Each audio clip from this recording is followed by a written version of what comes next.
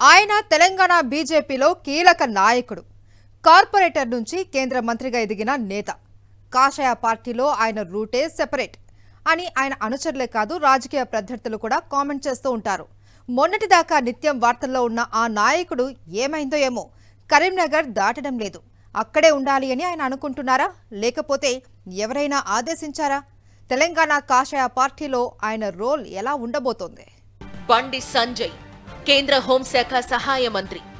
ఎవరు అవునన్నా అనకపోయినా తెలంగాణ కాషాయ పార్టీలో జోష్ నింపడంలో ఆయన పాత్ర కీలకం. రాష్ట్ర బీజేపీ సారథిగా బండి సంజయ్ 5 దఫాలుగా పాదయాత్ర చేశారు. జాతీయ కార్యవర్గ సమావేశాలు సక్సెస్ఫుల్ గా నిర్వహించారు. అధిష్టానం దగ్గర నుంచి మంచి మార్కులే కొట్టేశారు. 2023 చివరలో తెలంగాణ అసెంబ్లీ ఎన్నికలు జరగడానికి ముందు అందరి అంచనాలను తలకిందులు చేస్తూ బండి సంజయ్ను రాష్ట్ర అధ్యక్ష బాధ్యతల నుంచి తప్పించారు. ఆ మార్పు తెలంగాణ రాజకీయాల్లో కొంతకాలం పాటు చర్చనీయాంశంగా మారింది. ఆ పరిణామం తెలంగాణ బీజేపీకి ఇబ్బందికరంగా మారిందనే రాజకీయ విశ్లేషణలు కూడా వెలువడ్డాయి.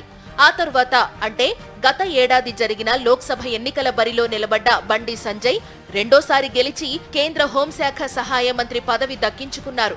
ఇటీవల ఎమ్మెల్సీ ఎన్నికల్లో బీజేపీ అభ్యర్థులను గెలిపించడంలో బండి సంజయ్ కీలక పాత్ర పోషించారు. బండి సంజయ్ కేంద్ర సహాయ మంత్రిగా బాధ్యతలు చేపట్టిన తరువాత ఎక్కువ సమయం కరీంనగర్ లోక్సభ స్థానానికే పరిమితమవుతున్నారనే ప్రచారం జరుగుతోంది. ఇటీవల విదేశాల్లో సైబర్ నేరగాళ్ల చేతిలో బందీలుగా చిక్కుకున్న 540 మందిని కరీంనగర్ రప్పించడంలో కేంద్ర హోంశాఖ సహాయ మంత్రిగా బండి సంజయ్ ప్రధాన పాత్ర పోషించారు. కరీంనగర్లో పట్టు బిగించిన బండి సంజయ్ తెలంగాణ వ్యాప్తంగా తాను నిర్మించుకున్న సొంత క్యాడర్ను మాత్రం పట్టించుకోవడం లేదని కార్యకర్తలు నారాజవుతున్నారు. కరీంనగర్ కేంద్రంగానే బండి సంజయ్ యాక్టివిటీని కొనసాగిస్తుండటంతో మిగతా తెలంగాణ జిల్లాల క్యాడర్ డైలమాలో పడ్డారు. హైదరాబాద్కు బండి సంజయ్ దూరంగా ఉండడంపై పార్టీలో విస్తృతంగా చర్చ సాగుతోంది.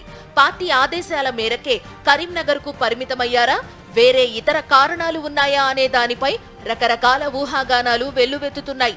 వివాదాలకు దూరంగా ఉంటూ పార్టీ అధిష్టానం దగ్గర మంచి మార్కులు సంపాదించుకోవడంలో భాగంగానే ఆయన కొంతకాలంగా నిశ్శబ్దంగా ఉన్నారని ఆయన అనుచరులు చెప్పుకుంటున్నారు.